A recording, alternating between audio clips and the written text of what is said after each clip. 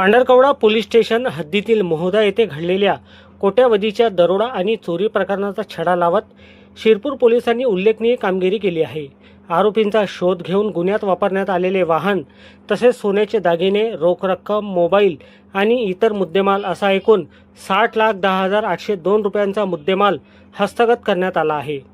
मिळालेल्या माहितीनुसार 15 जुलै रोजी पहाटे मोहदा येथील वर्मा ज्वेलर्सचे दुकान फोडून अज्ञात आरोपींनी सोन्या चांदीचे दागिने व रोख रक्कम असा एकूण 97,50,000 रुपयांचा ऐवज लंपास केला होता। यापूर्वी 14 जुलै रोजी मोहदा मेटीखेडा मार्गावर एका व्यक्तीकडून सुमारे 44,380 रुपयांचा ऐवज जबरी चोरीने नेण्यात आला होता। या दोन्ही घटनांमुळे परिसरात खळबळ उडाली होती।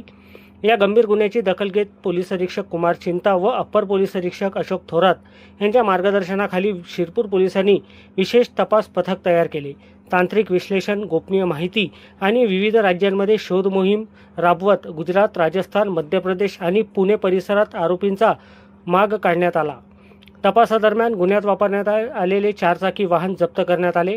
आरोपीकडून सोन्याचे दागिने, रोख रक्कम, मोबाईल आणि वाहन असा एकूण 60,10,802 रुपयांचा मुद्देमाल हस्तगत करण्यात पोलिसांना यश आले। ही कारवाई पोलीस अधीक्षक कुमार चिंता आणि अप्पर पोलीस अधीक्षक अशोक थोरात यांच्या मार्गदर्शनात सहाय्यक पोलीस निरीक्षक संतोष मनवर, ठाणेदार शिरपूर व त्यांच्या पथकातील इक्बाल शेख, प्रशांत झोड, पंकज कुडमेथे, प्रफुल्ल नाईक यांनी यशस्वीरित्या पार पाडली। या कारवाईबद्दल शिरपूर पोलिसांचे सर्वत्र कौतुक होत आहे।